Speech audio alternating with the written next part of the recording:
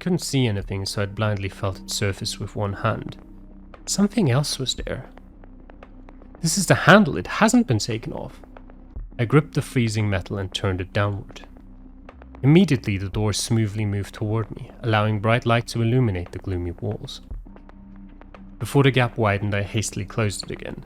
I'd seen white grass at my feet and the surrounding mountains above. The door was not locked. Has the handle not been removed yet, or did it never happen this time? Puzzled, I tried to understand why stepping out of the building was possible. On the 15th, the handle had been taken off. When I'd entered the tower during the night, it had already been gone. So how could it possibly have been attached right then? There was a line of reasoning that made a bit of sense. In the morning of that day, we had found a rusty key on the floor of hallway A. It was a key that I had in my purse at that very moment. After feeling its rough surface, I took it out and inserted it into the keyhole of the handle. Upon turning it, I had locked the door. It really was for this door then. And we had found it very early in the morning. It was likely that the handle had been removed since the start. So why would it have been removed so early? Of course, to prevent us from leaving. But how would that have been done? After all, the alarm was supposed to be a secret. We didn't even learn what really triggered it. Whoever took it off knew about the alarm in addition to the secret door's existence. Normally I would assume that the door was always taken into consideration for whatever the attack entailed. But the fact that it was open just now contradicts that, especially because when I entered the tower through it, the handle was already gone. I see. The handle was removed days before the 15th, but this didn't repeat this time, so the door is unlocked. Someone who travelled far to the past must have removed the handle, aware of the alarm and secret door thanks to their future knowledge. That would be strange though. Did they see the handle removed before they travelled and then remove it in the past, making it a loop with no start? In any case, this isn't that same world. In this one, the handle wasn't taken off days in advance by anyone. I'm not sure what the cause of the differences is, but there is another major one that must be related. Kate's absence. He must not be in the building right now. In the past, I found the key for this door in his security room. On the 15th, we found it in hallway A, where he must have dropped it. I wonder why he didn't retrieve it. Was this all Kate's doing then? That doesn't make a lot of sense, but he had this key on himself. He was ready to leave through this door because he knew the alarm would go off and block every other method of escape. If someone hadn't removed the handle in the past, we might have never seen him. So what happened here? Did he leave right after the smoke was released? I wonder what this plan was really about then, because Naomi ran up with the Sekimeiya, well, with two of them. I still had no clue what the attack had been. I didn't know who was innocent and who wasn't. However, that wasn't the most important thing. What should I do now? Everyone can leave. Kate's not here, so they must not know what happened or how long they'll have to be here for. Was Kate behind all the deaths? Did he kill Naomi? If he did, they should all be safe. I don't know what Naomi's intentions are though, and Kate also ended up dying in our world. But it wasn't so simple.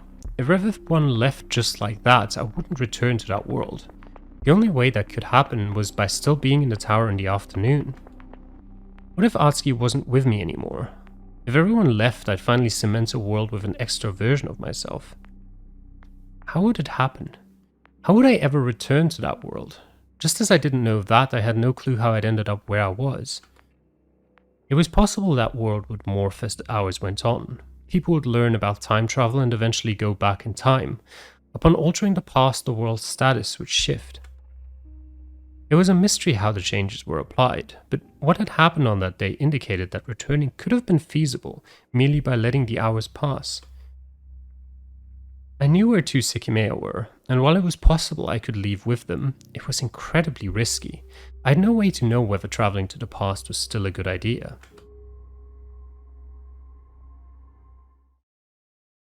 I turned around and walked toward the partition wall. I thought I might have heard a sound coming from the hallway. I held my breath, staying as close to the wall as possible. The storeroom was uncomfortably cold, so it didn't directly touch the tile. Had I been mistaken, or had someone crossed the hallway? After focusing my hearing, I hadn't heard anything else. If it had been the group, they would have likely been talking, and I would have heard many footsteps, so if I hadn't imagined it, it was either a single person or a really small group. Could it have been Atsuki? I began to debate what to do. He knows about this place. If it's him, he should come here eventually. I'd been rigidly on alert for a couple of minutes. If someone was close to me, I wasn't perceiving them. That was until an abrupt yell came, a faint but shrill yell that instantly pierced my chest. Seconds later, a door was shut. It had paralyzed me on the spot. Staring at the darkness, I kept replaying the brusque feminine yell that had immediately lapsed into silence, and Naomi was no more. I had to rush out of the storeroom. That yell was full of nothing but despair, and someone was still there. I wanted to deny I'd even heard it, but I forced myself to move. I opened the wall and very slowly stepped forward. Then I placed my hand on the hallway doorknob. It was dangerous, but I desperately wanted to see that I'd been wrong. The hallway seemed completely empty. I distinctly felt the sensation that nobody else was there, but I knew that couldn't be the case. The door that had closed, all of them were, but my legs began to walk toward one in particular. I realized how fast my heart had gotten when I gripped the door, and once I opened it, it only sped up. I hadn't been wrong, but the sight I saw wasn't what I'd expected. There were 2 bodies lying on the floor. The room was very dim, but I instantly identified them. There couldn't be a more terrifying sight. All my hands trembled and I began to step back. A fate that had been once stated played in my mind. On the floor was my own body, facing me with blank eyes. It had been my own anguished yell that I'd heard. Next to it was Naomi, her head dripping blood beneath one of my arms. Without making noise, I closed the door. Someone was still present. Someone who had killed me. I couldn't let myself be seen. A sudden dizziness invaded me as I glanced back and forth between both sides of the corridor. Trying not to lurch, I reached the storeroom again. Behind the wall, I let out a long breath. That merciless image still burned into my retinas. I had been killed. How had that happened? Even though the body I'd seen hadn't been mine, my own could barely support itself either. Who had done it? If Katya wasn't in the tower, very few options remained. I'd even been wrong about Naomi's safety, as she'd fallen victim next to me. I had to think straight. It was crucial not to lose myself. The person who had killed Naomi the first time must have targeted me. The person who had killed Naomi the first time must have targeted me as well. But why? And who had it been? There was no sound I could pick up. The closing door had been the last time I'd perceived someone's presence. I had to calm myself down. The world I was in wouldn't remain. It would be entirely modified until it warped into the day I'd lived through. That would erase my death. That had to happen. I didn't know how or why, but it had to. Atsuki, the new one. Where is he? My heart wouldn't slow down. Atsuki was going to see my body soon. Just thinking about that made it hard to breathe. Mia had just died. I couldn't let him see me there too, or I might have given up entirely instead of fighting. I didn't want to imagine the brief thoughts that must have gone through my own head before dying either, but I couldn't stop them from circulating. 2 Sekimeiya were in the attic. Trying to undo what had happened was possible. Everyone was above me, and as the elevator didn't work, I couldn't rush up. I hadn't wanted to travel through time, but Atsuki couldn't see that I died, no matter if it could be reversed later. Was the killer close to me? If I was found, I would become a target, as they'd killed me once already. Even though I hadn't heard anything again, they could have been quietly staying somewhere. It was someone who wanted to kill me since the morning. I have to figure out who it was so that I can be careful later, or in case I travel to the past again.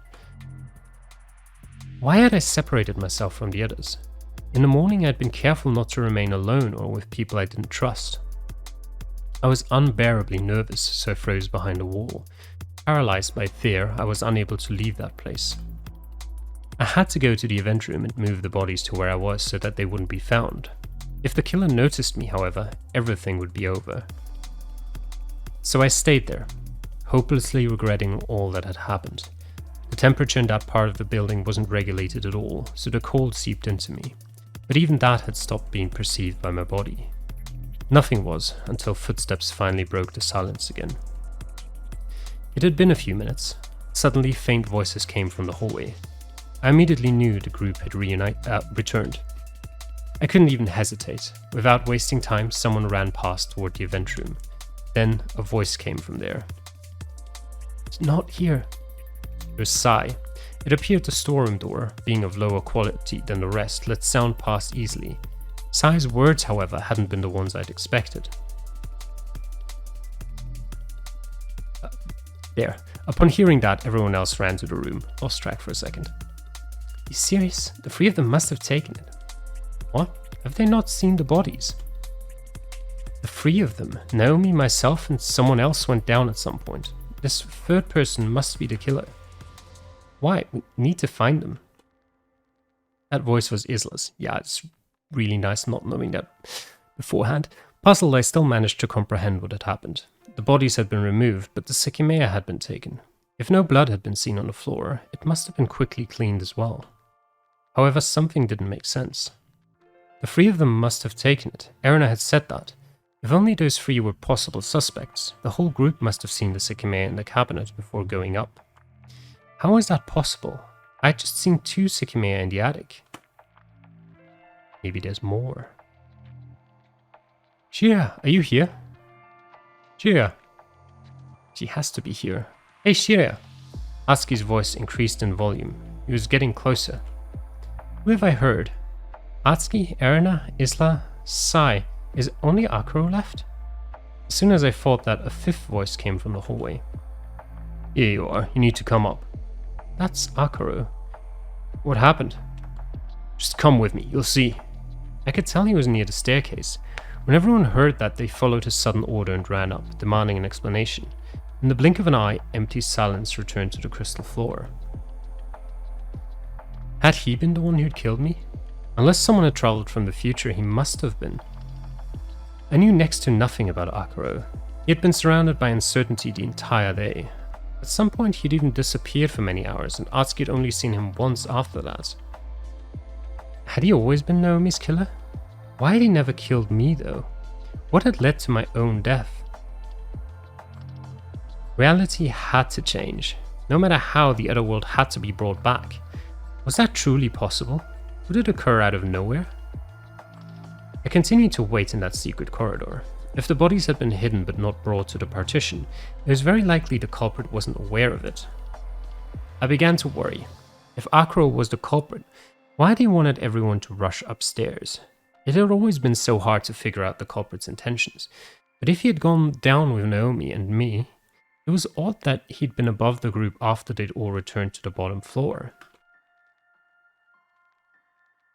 Once a few silent minutes had passed, a sudden sound met my ears. What was that? It was a single metallic sound, one which I couldn't identify. I heard nothing for a few brief moments, but then there was a follow-up. Wait, did the elevator just open? And what was that first sound? I focused my hearing as much as I could. I couldn't be sure, but both sounds had come from where the elevator was. I let more time pass, but nothing else came. I was sure I hadn't been mistaken. Someone had just been there. I had to stay where I was. Something was happening, but the person I'd heard had made very little noise on purpose. I couldn't let myself be noticed by them.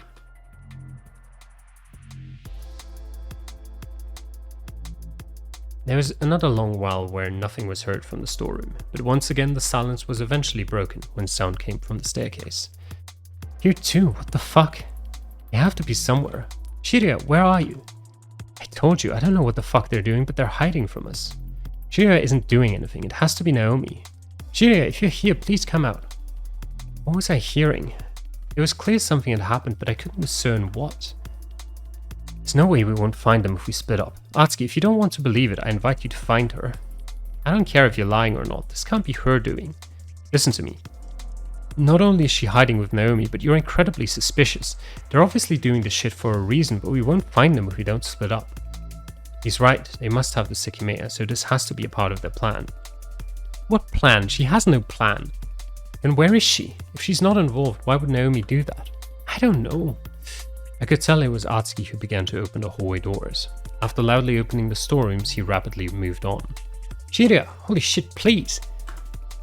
It sounded like everyone was dispersing. Some of them went back up while others joined Atsuki. They were searching for the 2 dead people. The noise moved to the other hallway and eventually quieted. I couldn't understand what they were saying anymore, but I didn't think anything had been found. Everyone was scattered around, and as people went up the stairs, the silence returned again. Where could the bodies have been hidden? Is it possible the security room was opened? Naomi had possessed a key to the attic, so her killer could have obtained it. How would both bodies have been brought up, though, when the elevator didn't work? I could notice a couple people still wandering nearby. Kate wasn't there, so their knowledge of the attic was very limited. Once some time had passed, most of them had ended up back on the crystal floor. In hallway C, they were discussing what could have happened after not finding anything. Yes, they have to be on the Ashia floor. That's why this was done. The elevator wasn't working earlier, so they prevented us from using it as soon as it was up and running again. Shira is not doing this. She must have been locked in there. Found it! Akro shouted from afar, shutting down the conversation. When he spoke again, he had run down the stairs. Look, it was on the 4th floor. Huh? Where? In one of the drawers. I looked through all of them. That's where they hid it. It's very strange. They must be on the Ashia floor, right? Why would they hide the Sekimeiya outside of it? Hell if I know, but you're right. Their plan was to take the Sekimeiya. Now that we found it, we have to hold on to it until the situation is resolved. So, what are you saying we should do? If we stay in a room, whatever they're trying won't work. They won't be able to get the Sekimeiya again, and none of us will leave it behind. Don't think you're free of suspicion either. I'm telling you that Shira isn't part of this. I have no idea what Naomi wanted, but she must have brought her to the attic. There's no way I'm staying anywhere without finding her. I think we should do what Akro says, Atsuki. If you're right, there's nothing we can do. No matter what their intention is, they're screwed if we stay with the Sekimeiya. I'm not going to just sit around, we need to find her. Was Akro the killer? When he had proposed staying somewhere, an idea had come to mind. Nobody had been found, so the Atsuki had briefly reunited with was likely nowhere. He hadn't had the key to the attic, so if he'd been elsewhere they would have seen him. Atsuki, you need to listen to us. If what you're saying is true, we're out of options. However, the Sekimeiya has already been taken once, and they're the only people who could have done this. Even if someone else got trapped, the reality is the same. Whatever plan they have won't work now, so cooperate with us. I mean, you're free not to. You can keep searching around, but it's evident they're hidden someplace we can't access. Until we can leave, we have to stay somewhere. Splitting ourselves up might just be what they need. You're all insane. We don't know how long that'll be for. Naomi's the one who did this, so we have to find Shiraya right now. Akro had found the Sekimeiya. Had it been the one he'd hidden? If he hadn't lied about its whereabouts, it wasn't either of the 2 I'd seen. They were sure someone else had to be in the building, and that must have had to do with the metallic sound I'd heard after everyone had gone up. Something had happened while they'd been together, so from their point of view someone else was there and had hidden the Sekimeiya. If it hadn't been myself or Naomi, could it have been Kate, or was he long gone? There was one last explanation. The time travel nobody was yet aware of. If someone had travelled to the past, it would have created the illusion of another person. On top of that, Akro is holding the very thing that allowed time travel. That allowed that time travel. We shouldn't leave it in the event room again. We have to hide it from them, just in case. Akro's voice distanced as he spoke, and everyone followed him to hallway B. From the other side, I could still hear Atsuki's muddled refusal. On my end, I had made up my mind. I slowly opened both doors in front of me and stepped out of the storeroom. Akro and Saya had been insistent about staying in a crystal room. Their actions in the other world had been vastly different, especially Sai's.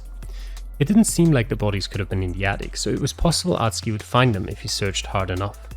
He was against staying in a room with everyone before finding me. That was one of the reasons why I'd abandoned my hiding spot. I couldn't leave him alone, even if I wished the world would change. If he couldn't find me, he would suffer alone for hours. Even so, as I saw the hallway, I kept trembling. I really wanted to talk to him as if nothing had happened. Nobody heard the sound of my steps. Who had killed me and Naomi? That question also brought me to leave the storeroom. If it hadn't been anyone in hallway B, I wouldn't be safe staying by myself. If it had been one of them, I would be safe as long as we were all together, and it was possible I could determine who it had been. Then, as long as no tricks were in play and we would remain in one place, if I made sure that continued, it was a good way to let the time advance until the afternoon. It was almost guaranteed that the interior of the tower would be calm. I was also curious to know what had been happening. When I turned to hallway C, I instantly understood what the sound I'd heard had been. Oh, the panel was taken off. The elevator button wasn't there. Only wires coming out of the wall remained where the metallic panel had been. Shira! I suddenly turned to face Atsuki and ran to him, my heart rate increasing as I approached. Where were you? I've searched everywhere. When the others saw me, they dashed over. In the meantime, I thought of what to say, hating the need to lie. What the fuck are those clothes? Naomi gave them to me. I told her I was cold and that my old clothes were a bit itchy. What the fuck? Where is she? I don't know. We went to the highest floor, but she suddenly disappeared. I think she locked herself in there. Are you serious? What did you want? Huh? What do you mean? I'd been looking at the floor, stuttering as I made everything up. When I finally looked at the rest, I noticed what greatly stood out from them. Akro's eyes. They couldn't believe what they were seeing, and his body was solid as a rock. I needed nothing else to know who my killer was. In his hands was a glowing Sekimeiya, however I immediately saw something I assumed nobody had realized. His sleeve was between it and his skin. He was purposely avoiding contact with it. What did Naomi have to tell you, I mean? I don't know, she didn't tell me anything. Can you explain what happened there? Why is the elevator button gone? Slow down, what do you mean she didn't tell you anything? She asked to talk to you and Akro privately. Did she never follow up on that? No, I told her I was cold and she gave me this. I see, that's also what Akro said, that you two suddenly disappeared. Yes, sorry. That's when we heard the elevator then. Did Naomi activate it? You heard it? Yes, it passed through the 4th floor twice. We thought it could have been it couldn't have been the elevator since it wasn't working, but it must have been. I see, I don't know why, but it worked when Naomi called it. It did? After that, we all came here and saw that the Sekimeiya had been stolen. Didn't either of you do that? Wait, what? No, we never went there. In the attic, she gave me these, and when we left, she suddenly ran back and locked herself inside. I really hated lying like that. Naomi had been killed, and I was setting her up as the culprit. Meanwhile, Akro's body hadn't moved in the slightest. It seemed they had accepted my claims. They were absurd, especially the clothing part, since I was colder than before, but Naomi was already thought to be the culprit, so they seemed to believe what I was saying. Really, though, what happened to the button? When we saw that the Sekimeiya had disappeared, Akro told us to run upstairs. He'd been searching for you two, and we missed him when he was in the partitions. On the 4th floor, the panel had been ripped off. We went up and saw that they were gone on the 5th and 6th floor as well. Sai tried to open the doors, but the elevator wasn't there. Then, when we ran all the way down, it had happened on the first 3 floors too, and the elevator wasn't there either.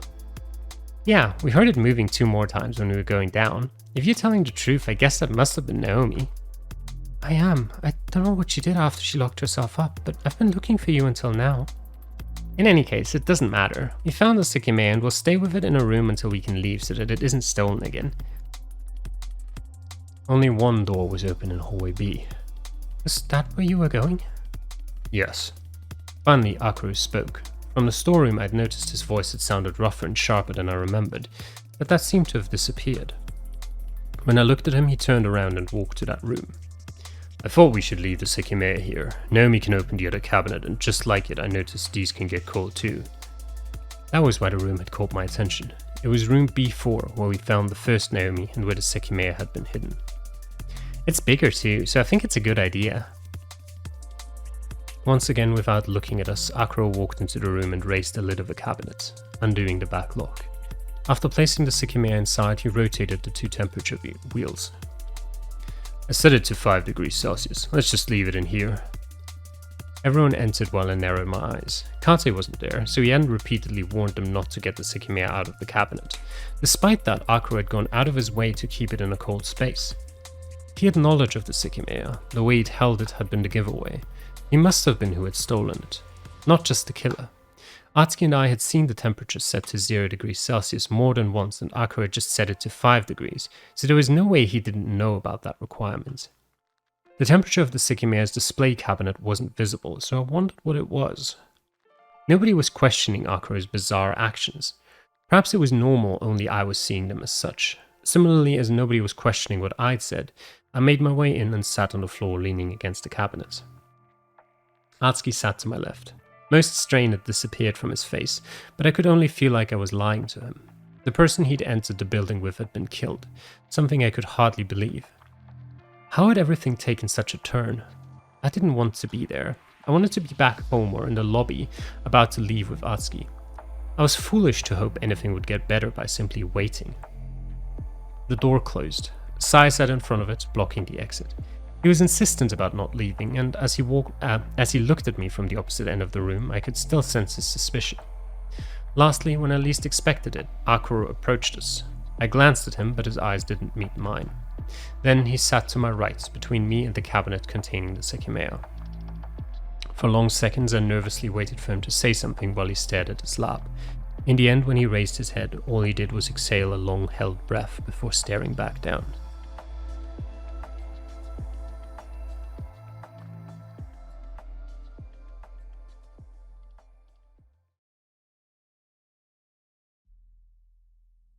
A while later, the single sound within the room had been that of Isla's steps. She continually walked from cabinet to cabinet. "Oh, look at this one!" Erina followed her daughter around the room and mimicked her sounds with amazement. "Wow, the swirls on it are so pretty!" Gleefully, they circled the room until they observed all the gems. The last time all of us had looked at the gems, so the situation clearly differed. Atsuki hadn't so much as shifted one of his legs since we'd come in. I'd wanted to talk to him, but I hadn't expected that he would act that way. Before entering the tower, he and I had spoken very little. That had slowly changed during the day, but the Atsuki next to me looked just like he had at his house. "Oh, let me see that, Isla." Everyone looked at her purse as it was where I'd been staring. I just realized there was something very important to check. They're sunglasses." "Sunglasses in the winter? Isn't that a little strange?" "Nope. They block the sun reflecting off the snow. Here, try them on." She came closer and handed them to me. They're too small for me, but I'm sure they fit you perfectly." She put them on with a big grin. "It's okay. You can try again when I'm bigger." The recorder isn't there. I don't get it. From farther away, Erina looked at us as she smiled. I couldn't help but feel that her look was not one I'd seen in the other world. Isla took off her glasses and ran across the room. I had no idea what to think of her, the recording, or her friend. I knew she had died once, though. If we stayed put, that was much less likely to repeat. For a while, Isla's quiet footsteps punctuated the silence as she moved to each cabinet. She'd already looked through all of them, but staying still seemed to be difficult for her. Erina simply followed her daughter's movements with her eyes. When I noticed that the silence had gone on for longer than usual, I glanced back up. It took me a bit to spot Isla in front of the cabinet with the Sekimeiya. She was staring at it with a piercing gaze, her figure completely rigid. Out of nowhere, her right hand began to reach for the lid, moving almost imperceptibly. But before she made contact with it, Akira noticed what I was looking at. "Hey, Isla, what are you doing? The Sekimeiya shouldn't be taken out of there." "Why not?" "I already said that. I put it somewhere it's cold like it was in the event room. Naomi told us not to take it out of the cabinet, so it's better to keep it shut." "I won't take it away. I just want to look at it again."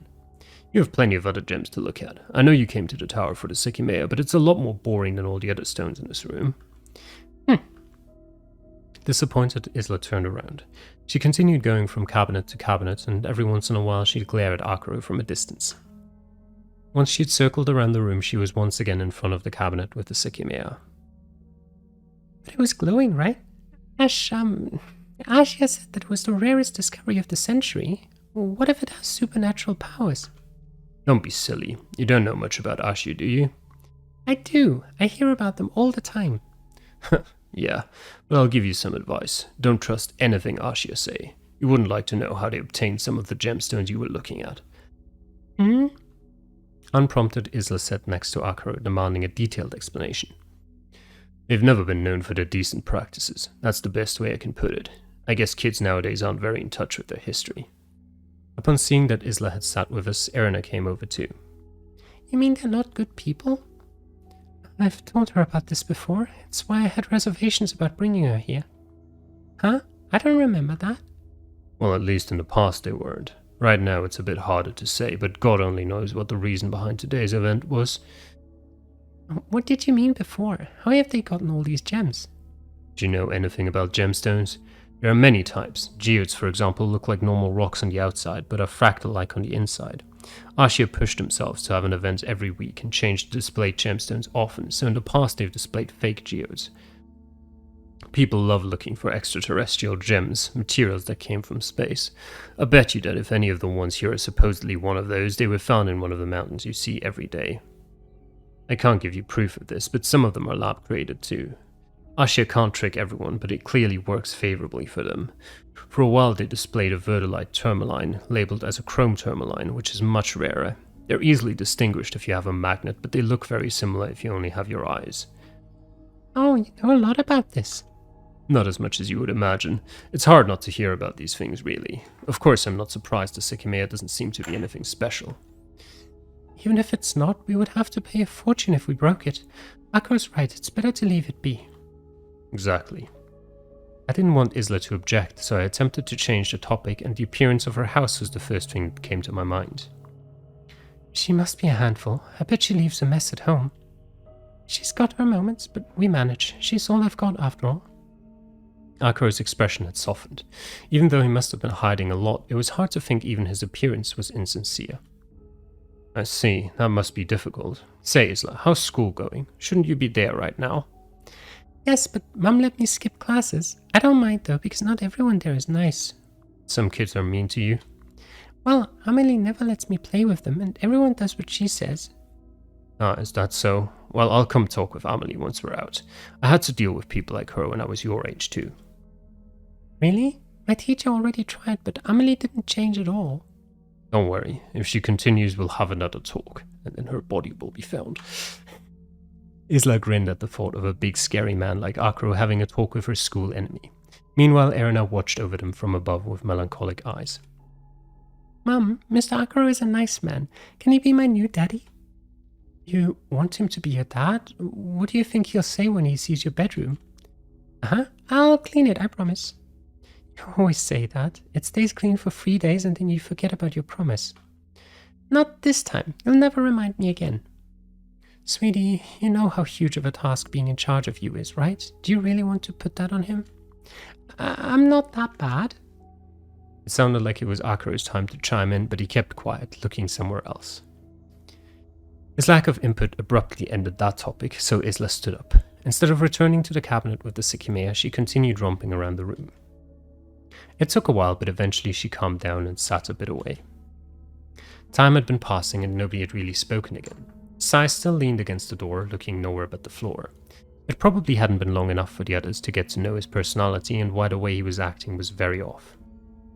I realized I no longer had the pendant I'd worn on the 15th. It didn't seem like anyone had noticed, but I would have no excuse if someone did.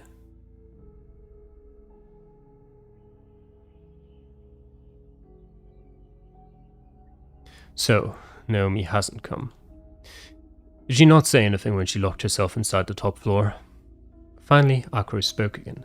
His voice was quiet, and the steely look in his eyes from before we'd entered the room was completely gone. No, she didn't. I don't know what got into her, but she must have wanted to do whatever she did to the elevator.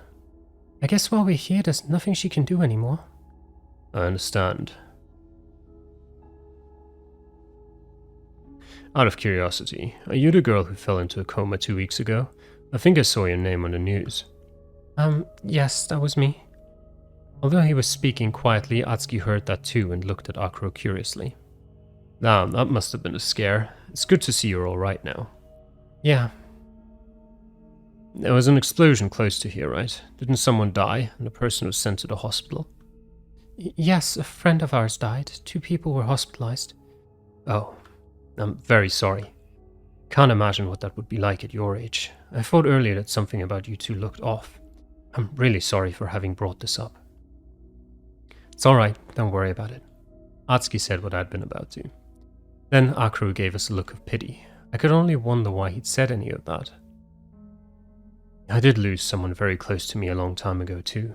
I don't imagine this is something you want to hear from a person you don't know, but all I wish now is that I hadn't thought that much about it. At the time I thought that if I tried to get over it, I'd be disrespecting the dead, but that almost broke me. I guess you're already doing much better than me if you're here. Thinking too hard about these things when they just happen can really be torture. The worst part is trying to convince yourself that there's some meaning in it. Sometimes bad things just happen because they happen, and that's all there is to it. I wanted to believe there was a greater plan, but... Anyway, the important thing is that you're both still alive. Finding any meaning in that is up to you. Just living and moving past it is enough. I agree. That's why we came here. Atsuki spoke where I couldn't. Akro being supportive was something I hadn't expected in the slightest, especially given that I thought he'd been the one to kill me. I know people can't choose a way to react, and I shouldn't be giving any advice. Much easier said than done, but if you can, don't regret anything that you did.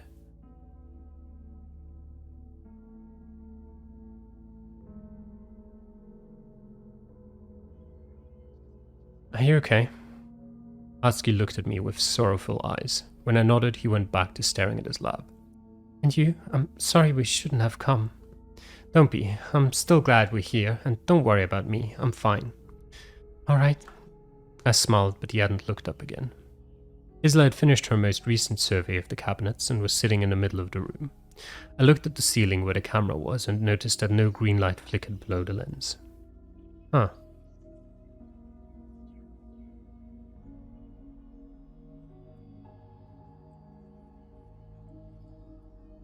I saw Sai looking at his wristwatch. How long have we been trapped for? Almost 2 hours. It's 11. 2 hours? How much longer do we have to be here? This is getting ridiculous. It's really strange. I wonder if they're having issues opening the shutter. In any case, it has to unlock at any moment. Oh boy. If only we had waited 12 hours like that the first time. In the world I was in, nobody knew about the Sekimeiya's powers. That was likely why the time had been passing so smoothly. Of course, nobody but Akuro. The way he'd held it hadn't been a coincidence. I didn't know why, but aware of its powers, his intention was to keep us shut in a room while the Sekimeiya was with us. Did he know about the 12-hour limit, or was the reason tied to the other Sekimeiya that I'd seen? I still might have had one hidden in the attic. He was the killer who'd hidden his victims' bodies. He had conjured the illusion that Naomi was still alive thanks to the Sekimeiya. Next to me, he hadn't opened his mouth again. He knew that I was lying, and must have seen me as a threat, but the brief conversation he'd had with us had left me dazed. Everyone was quiet. For a long time, all we heard was Isla fidgeting with her sunglasses and sporadic sighs. I tried to keep excess thoughts to a minimum. I couldn't understand the strange world I'd suddenly been sent to, so to stave off exhaustion, my mind had been blank for a while.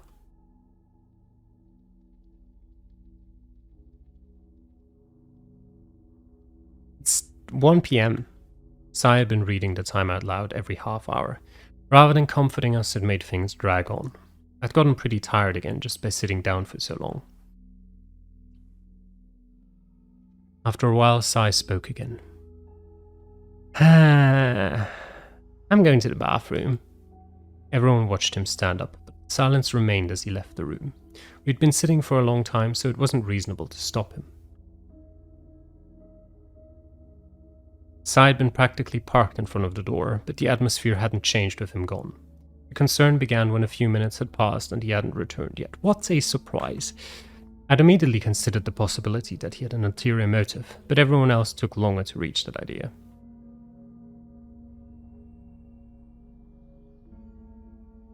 Where exactly did Sai go?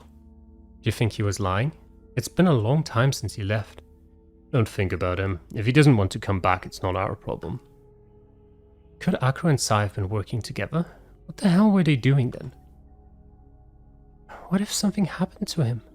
Don't be ridiculous. Do you think Naomi attacked him? We would have heard that. I don't trust him. I think he might be trying to make a search for him so that we leave the room. Really? I don't think that makes much sense.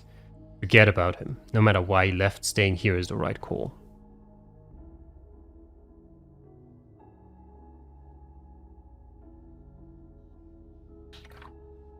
It eventually became clear Sai wasn't coming back.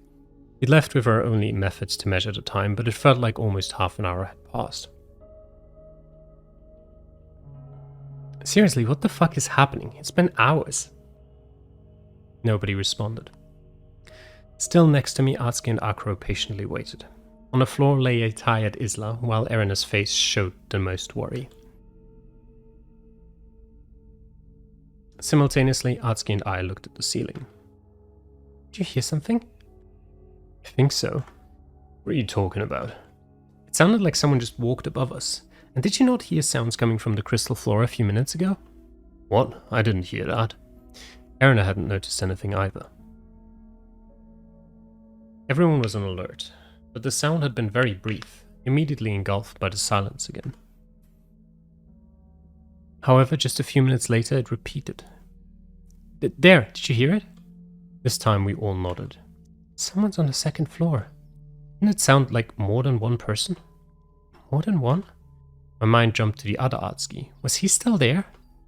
We kept our hearing focused, but there was nothing else to hear. It took less time to repeat than before, and when it did we were sure more than one person was outside our room.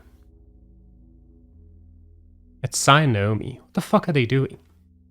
Erina grimaced at his language, but opted not to reprimand him. It has to be them. There's no way we missed anyone. Don't think about leaving. Whatever they're doing won't matter as long as we're here. It's not our business either. They're the ones who could be committing a crime.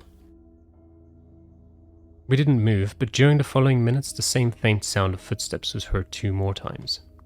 Whoever they were, they'd been moving through the building. At one point it seemed as if a sound came from the crystal floor itself, but I didn't mention that.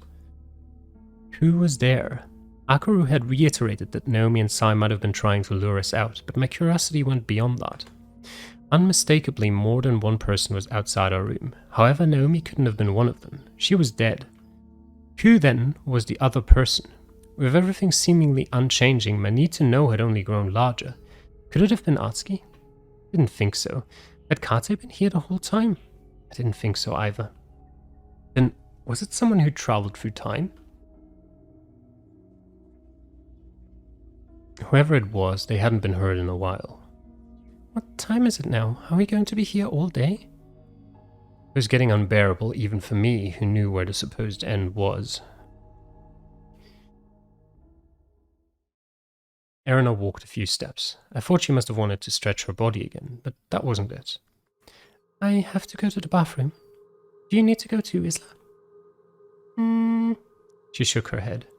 At the same time, the rest of us looked on with skepticism after what had happened with Sai.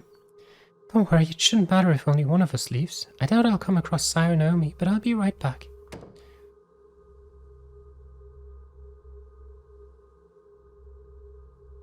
But she wasn't. When a little while had passed, we realized the same thing had occurred. And since she'd left, the sporadic sounds had come back. Someone had walked above us and on the crystal floor, but everything had been so faint. Eventually, even Isla began to look concerned, quietly staring at the empty door. When Sai hadn't returned, it had been very easy to assume it was his choice. The case wasn't the same with Erina, though. Someone was there, someone who shouldn't have been there. Had they prevented both people from coming back to us? I couldn't take it anymore. Once again, the sounds had momentarily stopped, but I had to know who else was in the building. As I was convinced Akira had been my killer, I didn't fear leaving the room anymore. I'll go too. Huh? I'll come back though. Sorry, we've been here for too long. Before he could object, I walked to the door. I didn't exactly want to leave Atsuki behind, but I had no choice. I hadn't missed Akira's sudden frown, but he kept his mouth shut as I passed by Isla. I looked both ways. Nothing about the hallway appeared immediately odd, but the darkness was imposing. The lobby door was open. Drawn to it, I tried not to make a sound. The hell? Both bodies were there, near the hallway A door. Like before, my own looked at the ceiling with empty eyes, while drops of blood had stained the floor beneath Naomi's head. In addition, all the ceiling lights were on, even the ones that the alarm had disabled and hadn't been working in the morning. I knew Sai had once tried to kill us, but those bodies couldn't have been his doing alone. Recalling the faint sound I'd heard from inside the room, I slowly stepped to the other door. The bodies had been moved to the lobby, and there was no way the other Atsuki would have done that. Unable to look at them up close, I hurried out. No way. Someone was far ahead, next to the staircase. A pool of blood extended around a third fallen body, lying in the illuminated zone. Erina, what's happening? My heart dropped like a stone. I looked away from her body, but I had to fight back tears. Had the killer been outside all along? It was too overwhelming. I couldn't bear it anymore. But the next thing I heard was footsteps from hallway B, causing my heart to drop even further. No. I ran as fast as I could, but I was too late. All I saw was Atsuki's figure disappearing into the lobby. I clenched my fists, desperately thinking about what to do. He'd already seen both bodies, but there'd been no audible reaction. Suddenly, someone else came out of the crystal room. Before I hid myself behind a wall, I was able to see Akuro. What now? Do I have to hide again? Everything had gone down the drain so fast. I felt unable to move, as if my racing heart was using all my energy. Hey, where the fuck are all of you?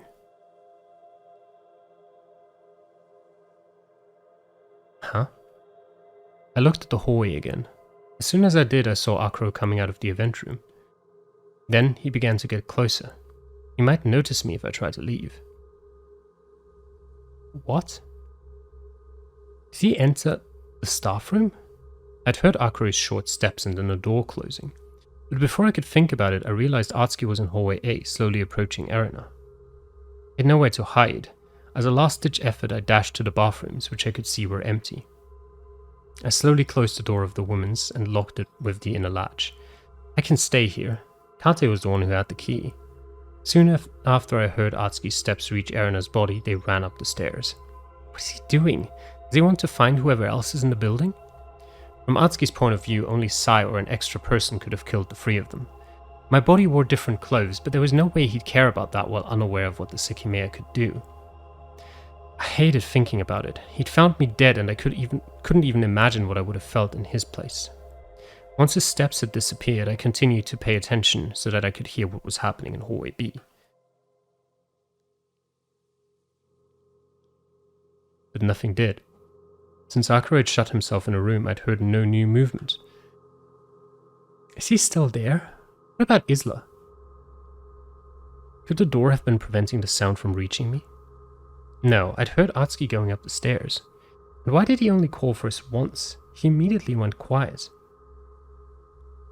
I didn't know where Akuro was, but the time when Atsuki had seen the me in different clothing was slowly approaching. I just had to wait a bit more to see whether my hopes had been in vain. How's this possible? Where did everyone go? I'd been in the bathroom for several minutes, but the impossible silence hadn't ceased. We'd heard sounds from the crystal room. The floor couldn't be empty. Why was everything so quiet then? Should I go to the storeroom? I unlocked the door. I had the chance to go back there, so I slowly opened the way out. Is there really nobody here? The silence persisted once I stepped out. I'd wanted to run straight to the storeroom, but I noticed that all the doors in hallway B were closed. What about Isla? She can't see Erina's body. Wait. I approached room B4 as soon as a thought came to mind. After a deep breath, I twisted the doorknob. He's not here. Oh, I was right. The cabinet where the Sekimeiya had been was open. I stepped up to it and glanced inside. The Sekimeiya was still there, and its color was white. After staring at it for a while, I reached inside and took it out, protected by my long sleeves. It's cold. They must have traveled though. That's why the sound stopped. But where were they? I was very confused. Why had the Sekimeiya been touched, and why had it allowed someone to travel? The temperature in the cabinet was considerably cold. I walked to the hallway and then to the staff room. Holding the Sekimeiya with one hand, I opened the door. He's not here. I'm pretty sure this is where he went. I should bring the Sekimeiya to the storeroom. Without thinking twice, I ran to hallway A. I looked both ways to confirm that nobody was there and gripped the doorknob. What? My jaw dropped and I stared at the lobby. Its door had been left open. Were my eyes betraying me? As I got closer, I knew that I hadn't imagined it. Where's Naomi? Only my own corpse remained on the floor. Although the red pool of Naomi's blood was still next to it, the body it belonged to wasn't there. The sensation that had once faded came back, reminding me of where I was. Inexplicable mysteries were bound to occur on December 15th. I turned around. Trying to think it through was useless. Even though I didn't know what I was waiting for, it was clear anything could happen, so going back to my own world wasn't far-fetched.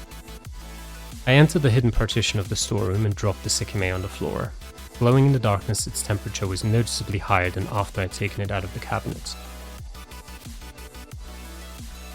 When I least expected it, a crucial piece of the puzzle fell into place. And what that piece of the puzzle is what we're going to find out in the next episode. Now, thanks for watching. Hope you enjoyed, and I'll see you guys again next time. Till then, bye.